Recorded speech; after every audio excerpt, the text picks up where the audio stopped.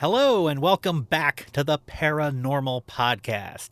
My name is Dan Pasella, co-founder, lead investigator for Orange County, New York Paranormal, and on behalf of all of us at Orange County, New York Paranormal, Happy New Year! This is the first episode of 2024. Took a couple weeks off. Catch a breather there. Let everybody enjoy their holiday, which I hope everybody did. But we will be back on the regular schedule of new episodes every other week. So please subscribe, rate, and review. We're on every major podcast platform. There is also a video version of this on our Facebook page and on our YouTube channel. Please subscribe and follow us there as well. And if you follow us on YouTube and Facebook, not only do you get the video version of the podcast, but you also get all of our updates, all of our investigation videos, which we also do that on Instagram as well. So, wherever you're listening to us now, just make sure you're subscribed, make sure you follow, and that way you don't miss a second of anything that the Paranormal Podcast is doing or that we're doing in our continued adventures of the paranormal. So again, Happy New Year, everybody. It's been a nice little break.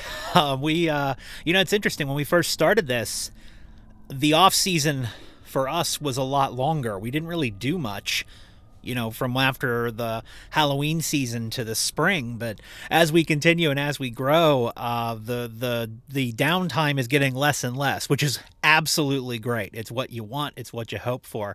So we're very excited to talk about some of the things that are coming up in 2024 a little bit later in the episode. But we thought the best way to start off the new year would be to do a new mailbag episode. New year, new mailbag. We get so many questions, and we've gotten a lot of questions since the last time we did one of these mailbag episodes. And, we've gone through the Halloween season, we've gone through several investigation videos, and through social media, we get a lot of questions. So decided to once again compile some of the more common questions that we've received and answer them here on this platform because folks ask some great questions. You really do. And we love answering them. And I wish we could answer all of them, but these ones are the most common. If you do have a question for us that you might want to see down the road in a future mailbag episode, please submit that, whether it be through your review of the podcast, as a Facebook comment, as a Facebook message, or as a YouTube comment. Please enter it in.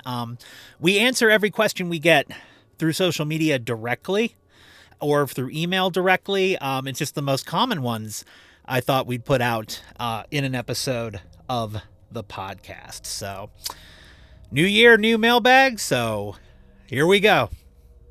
So, the first question I want to review here is a question that we get from not only events and from places we visit and locations we contact. It's a question we actually get from our family members too. It was asked to me over the holiday season. What is the deal with the name of this podcast? And as you know, if you're listening, we are the Paranormal Podcast. But if you've ever looked at the title, whether it be where you're listening to it or the logo for the podcast or the name of the video, paranormal, the word itself, there are parentheses. It's parentheses, P-A-R-A, close parentheses, and then normal. So para being in those parentheses in the word paranormal. I've explained it a little bit in the original trailer for the podcast. And I should probably explain it more than I do, because it is kind of what we're trying to do differently around here. And basically the reason we decided to name it that way is because of the number one critique, if you will, that Emily and I receive whenever we meet new people, whether it be at a location, whether it be at an event, whether it be just telling them what it is that we do. People say to us all the time, wow, you guys are just like normal people, huh? And it's interesting. It took us a minute to kind of figure out how to take that, because they're really surprised by that, apparently. But as we've gone through this and as the years have gone by, it's kind of true. As we have progressed and as we have met other people in the paranormal community and as we've interacted with that community and been online with that community, we do not fit into the usual paranormal investigator mold in a lot of ways. And that's both good and bad. And it does make us seem probably more conventional, like the people we're trying to talk to. And, the thing is, if you really, and I did a whole episode on this, but if you really dive in to online, the paranormal community online, the YouTube, the group discussions, even other podcasts and shows, and paranormal television for that matter, there's a lot of drama. A lot of drama. And especially online, a lot of people fighting, a lot of bullying. Weirdly enough, there's a lot of that's been going on. That needs to end. But demonic talk, spirits communicating, but following people home, and basically everything you've ever seen in an episode of a television show is what the online community is talking about all the time, as if it happens all the time. Now, those things do happen, but just not nearly to the level that it happens in these online. And if you are looking at the paranormal community and you look at some of the stuff that's out there, and there's great stuff out there too, do not get me wrong. But if you look at a lot of it that's out there, you will see that, wow, this community is really strange and really unusual. And no, it really isn't, but it can be represented that way. And Emily and I have no interest in any of it. We love this. It is our passion. It is our hobby, but we don't do any of the drama, any of the judgment, none of it. And we feel there are a lot of people like us and that they are underrepresented. They're interested in the paranormal. They on every level. Some of them just watch casually. Some of them like to do events. Some of them like the shows. Some of them like to read. And some of them even go out and investigate. There's a ton of them, people that are like us. You just don't hear from them because either they don't do the online thing, they don't really publish anything they find, or like us, they look at the rest of the community and go, they're just not like me. And that's why we started this. We're just ordinary people with an extraordinary hobby, and just normal people that want to have normal and relatable paranormal conversations for everybody, without the drama, without any of the judgment, without any of that. And when it came to naming the podcast, I wanted to reflect that critique, if you will, that, wow, you guys are normal people. Yeah, there's a lot of normal people who love the paranormal, who are passionate about the paranormal. And I wanted this podcast to be a place where everybody could come, regardless of your level of interest, and have normal, relatable conversations about this amazing field. So when I was naming the podcast, which by the way is not easy, it's like the hardest part. This whole thing, the setup, the microphone, the lights, the computer, nothing, child's play. Naming the podcast took months. But I looked at the word paranormal and said, you know what? Yeah, let's go with that. We've been told, wow, you guys are normal so many times. Let's just call it that, because it does reflect the mission statement here, which is that, relatable conversation, that not normal, such a tough word to use, but that sort of, everyday person. We're everyday people who love the paranormal and are into it. And we want to talk to everyone, but we also want to be a place where people like us, everyday normal people with an interest, whether it be a passion or a passing interest, can come, engage in paranormal conversation without the drama, without the judgment, and free to express opinions and thoughts and listen to our opinions and thoughts on things. And that's why it's called that, the Paranormal Podcast, because I felt that it reflected not only what we're called, but also what we're trying to do. I don't think all the answers are going to be as long-winded as that one, but I'm very passionate about what this podcast is supposed to be, and so far is. being, is at least in my opinion. So when I get asked that question, I'm glad there was something that to include in this episode, because I don't think we do the mission statement thing enough. So very glad that I was asked that, and gave it a good reason to appear in the episode. So another question we get a lot, and this almost made the first mailbag episode we did like 10 episodes ago, and it is, why do you not live stream your investigations? We don't do that. We've done the occasional Facebook Live, not really when actively investigating. It's something that I've done in the past to kind of put you with us. It's what we try to do with our social media page, get you as close to us as we possibly can get you. It's like why our videos are done the way they're done. We want you to kind of feel what it is to be there.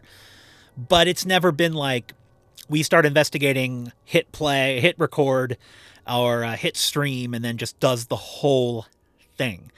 And maybe it's our age. Maybe I'm just not of the TikTok generation. I don't think so. I won't admit it, even if I am. But we've worked with groups who've done that. We've worked with folks who have done live stream for the entire thing. And it's great. It is great to interact in real time with people. It really is. And that's something that when I watched the group that live streamed our whole investigation with them do it, I thought, wow, that's really, talk about a direct contact with the people who are interested in watching this. Even at 2 a.m, there are people watching this. I have a problem with it just from a basic methodology of how we investigate. Basically, the problem I have, and again, the opinions of me, and if you have a conflicting opinion, please express it in a comment in the review. We can have a constructive conversation, and that's the key word there, is constructive. We can respectfully disagree, and that's fine. I love conversation, so I'd love to have one with anyone. But to me, it takes the review out of it. The most important part in how we investigate as a group, which is we are technical, we are scientific, we use equipment, we use recorders, we use cameras. That's how we capture everything. If you are live streaming, in my opinion, you are publishing instantly every single thing that happens in an investigation. So you get all the knee-jerk reactions. Those knee-jerk reactions might be entertaining, but there's no review. There's no chance to do the most important thing, which is, okay, what isn't this? And sometimes in the moment you can debunk, but a lot of times it's sitting here, looking at the screen, watching it slowly, taking an hour or 2 or 3 hours to say, you know what? Yeah, I'm comfortable saying that might be something that's paranormal. When you're live streaming, you don't have that opportunity. It's published. And once it's out there, it is way harder to go back and say, hey, you know that thing we published? Well, to me, that just hits credibility hard. And we have a hard enough time with credibility in this field. And, in the moment, we never really know what's happening. You never know. My team gets angry with me because I'm always thinking it's something else. Even, a full-body apparition could high-five me, and I would spend the rest of that night explaining how that couldn't have been what it looked like. So on a live stream, how do you know what's happening? We barely know what actually happened after we reviewed it, let alone in the moment. So again, publish is the key term here. If you are live streaming something, you are by definition publishing it, but you're publishing it without knowing. And to me, that's reckless. To me, that's where you run into trouble. That's where we get enough of, oh, that was a car driving by, or that was this, or that was that. When you've taken the time to review it before you publish it, you don't get any of that. Because you get it. Don't get me wrong, you always get it. But it has much of a less chance of being legitimate when you get it. To each their own, by the way. Again, If you've listened to the podcast in the past, you know that I always say there's 10,000 groups, do it 10,000 ways. I'm cool with all of however you feel this should be done. There's no standardization. I feel personally, from our point of view and the way that we try to do things, that live streaming a full paranormal investigation is reckless, because you don't know what's going to happen and when it's going to happen.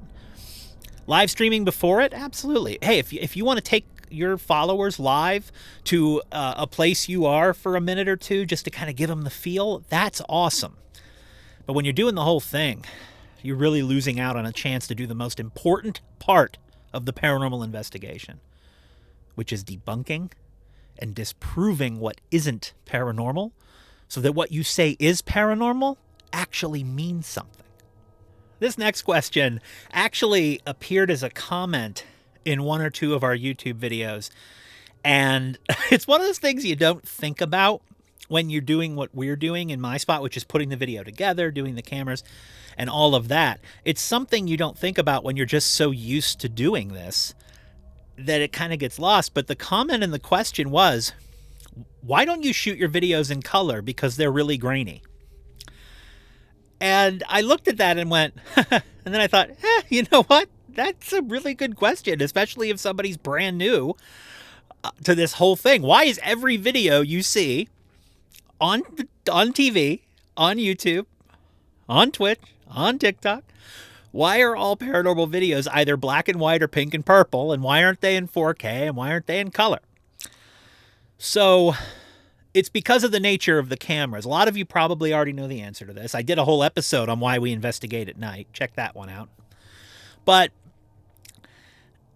it's because of that. It's because of the investigating at night, and because we're using night vision cameras and full spectrum cameras.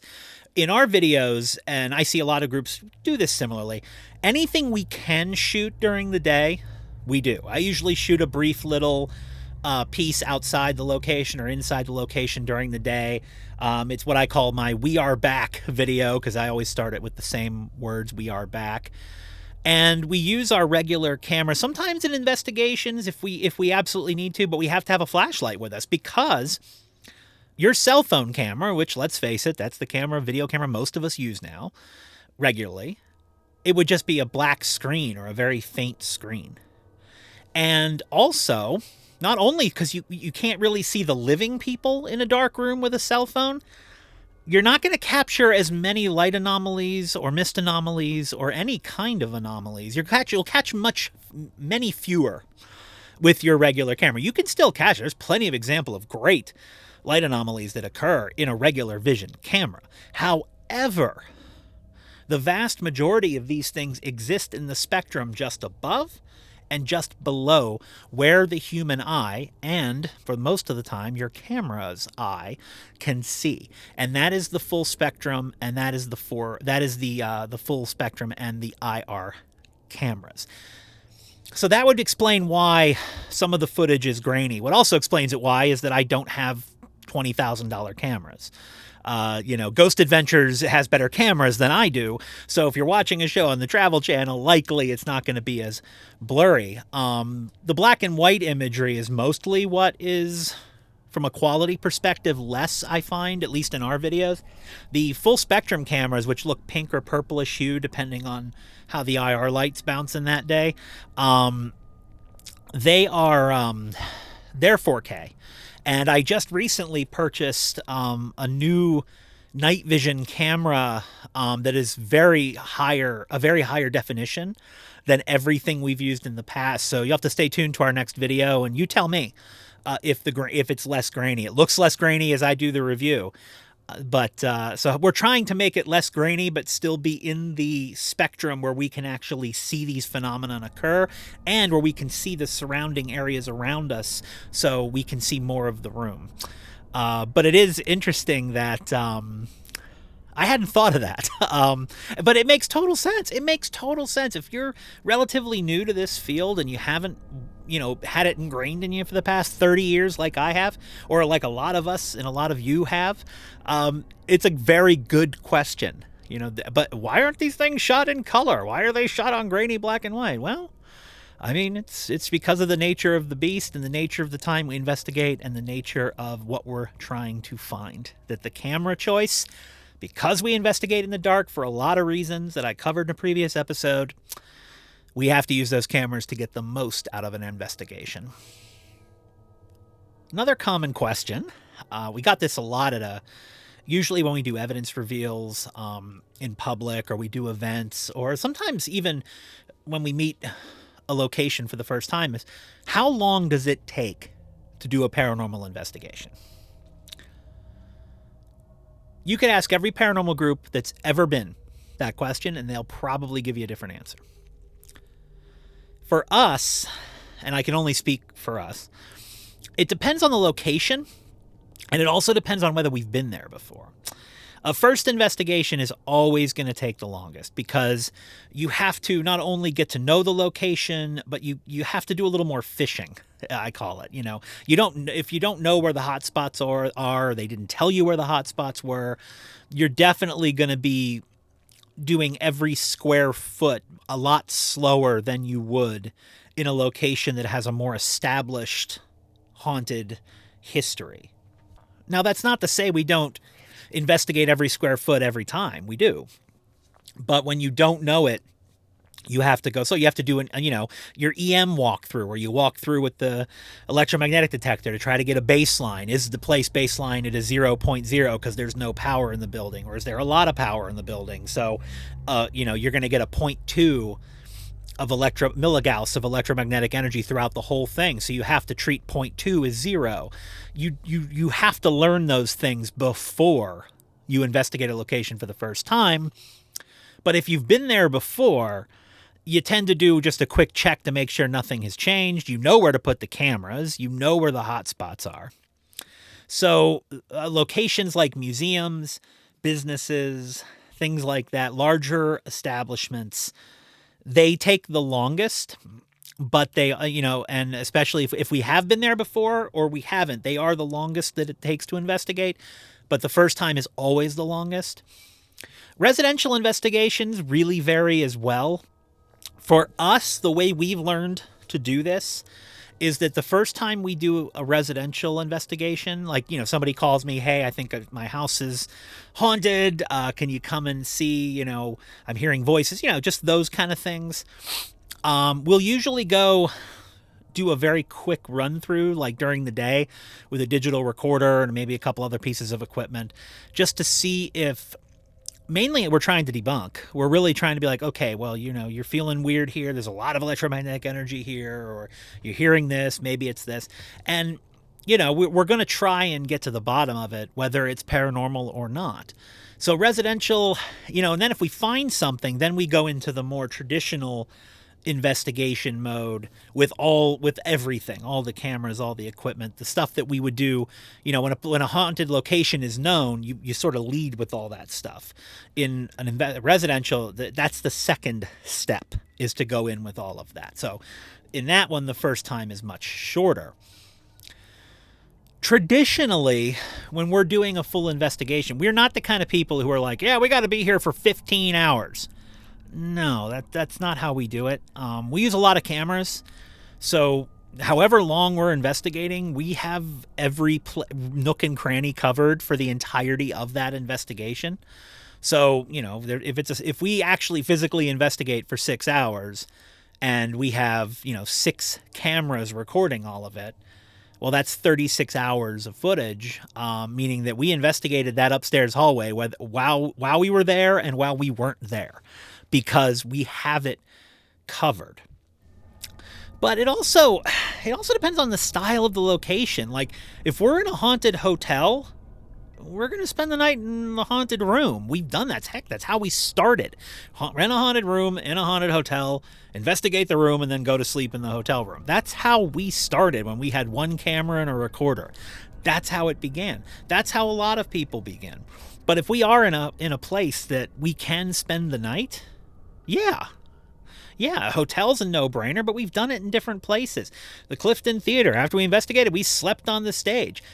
I think Emily has slept in every single haunted room in Grapevine Farms, except maybe the attic, and Tim is challenging her to do that next time we're there. And it's only because it's really warm up there in the summer and really cold up there in the winter. But, if we don't make it a point to do these things every time, there's no set time of investigation. It all depends on the type of the investigation, whether we've been there before, and what the location is in terms of it being residential or business. But we get, you stay till the job's done. Like, you feel it. When you're like, yeah, okay, I think we got it. Like, there's just a moment that occurs where you're like, yeah, or just the opposite. You're like, I know we've been here. It's 2:00 in the morning, but I still feel like there's more to find. And that happens too. So the answer to that question is it varies, which is not a really good answer, but it is the answer. And I'll bet you it's the answer for every single paranormal group, regardless of their methodology. And speaking of other groups and methodology, our final question of the mailbag is, do we ever collaborate with other paranormal groups, or are we willing to collaborate with other paranormal groups? We get this from folks who attend our events. We get this from other paranormal groups. The answer is yes. Very willing to work with other people. I will say historically, however, the results are mixed. And it's never because of the individual people. I want to make that abundantly clear. I have never met a paranormal investigator person that I've disliked. We all get along. A lot of us are in the same boat. It's not the people themselves. We all get along. But it is mainly because there's a lot of times you're going to have conflicting methodologies. There's 10,000 groups doing it 10,000 ways. And no two groups do it the same. No two groups have the same definition of what anything is. Did an episode about this way back in the second episode of the podcast about definitions and standardizations. We approach it one way, they approach another, and that's okay. Investigation styles differ. Some people are very much into provocation and being confrontational, as we aren't. We're more of a go with the flow, investigate. We don't do any of that provocation, but some people do. You mix those up, it's going to be a little bit problematic. Some weigh evidence differently, which is really can be an issue. Some folks weigh psychic evidence. If they have a medium in their group, they're going to weigh that evidence very heavily. Because of who we are and our stated way of doing things, we don't weigh it very heavily. I need that plus what's coming in on the digital recorder or the camera. So you have, psychic versus tech. You have, experience versus captured. Some groups count the experience into the equation more than others, and some only count what's recorded on a camera or a digital recorder. And honestly, groups even have different goals. We've talked about the difference between ghost hunter and paranormal investigator. Are you looking for a picture, or are you looking for a story? Are you looking to publish what you find or not? That is a huge thing. And when you publish it, because if you're going back to the last question, a couple questions ago, if you're publishing it instantly, then you're not as interested in the final product. You're interested in the publishing of it instantly. When you publish it, are you publishing what kind of results? Are you going to vet those results? Are you going to look into it? So that's where methodology can become a bit of a sticking point, because you've got two groups that do it completely differently. And there's going to be something in there where one group accepts it one way, one may accept it another, and it can lead to conflict of methodology. Again, the people are great, and there's a lot of collaboration that happens in this field. There are actually paranormal groups that are like parent groups where, the main entity is here, and then they have like branch groups in other states that they kind of have underneath their wing. Maybe not named the same, but it's like the family of brands, if you will. They go, oh, you're from Indiana, let me call our Indiana chapter. You're from Ohio, let me contact them, they're in Ohio. And That's a really good way to have a lot of evidence and a lot of experience and a lot of investigations in under one entity. It's just not something that we've been interested in because, man, that's got to be tough because you've got to find people who are exactly in lockstep with how you do things if you're going to be the parent group of something like that. And that has got to be hard. And I have to imagine the people who actually are good enough to meet that challenge and do that. I imagine it's a headache sometimes for that. But so, yes, we have collaborated with other paranormal groups. Yes, it has been a positive experience every time in terms of the people. But the conflicting methodologies, if we did it more long term, we've done it in kind of one-offs with some with an event, some with an investigation. They're one-time things. It's very easy. But in terms of like a lasting partnership with two groups, that's something we'd really have to look into because we would have to have a lot in common in a lot of different ways for that to work in the long term, just because everybody does everything so differently in this field. So thank you all so much for those questions. And please keep them coming. Please, when you subscribe, rate, and review to the podcast, you can put a question in the review. We're happy to answer it there, or comment on Facebook, comment on our YouTube channel on this video, or send us a message, Facebook, also through email, through our website. You're more than welcome. There's a lot of ways to get in touch with us if you have a question, and we'll always answer it direct. I will always answer you back, even though the podcast may come out, 3 months later with the question. We don't wait to answer the person who asked it. We put those answers out there.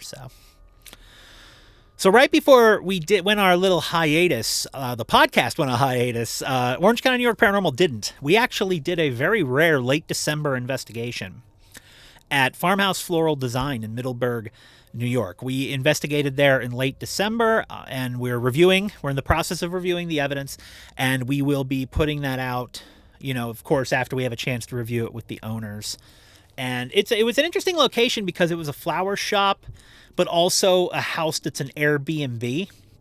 So it really was two buildings.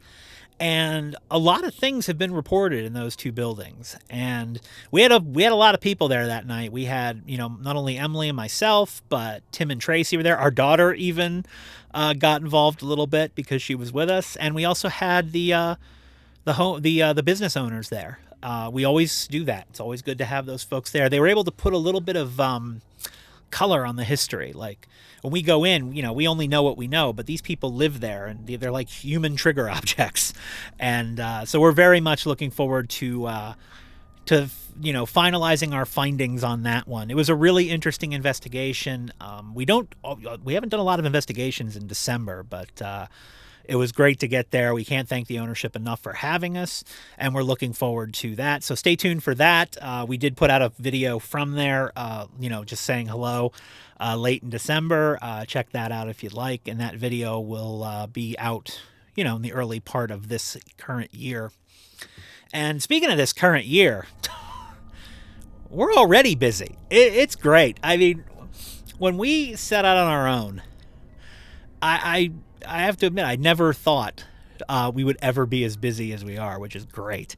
And we've booked a half a dozen investigations already for this year, some in new places, some in familiar places, have some really amazing opportunities coming up to investigate some very interesting places and some challenges too, some places to investigate that are a little different and in terms of scope and access than we're used to having. So those, for me, from the tech side, that always makes me excited because I love challenging, myself to cover every square inch of something I can't possibly cover every square inch of.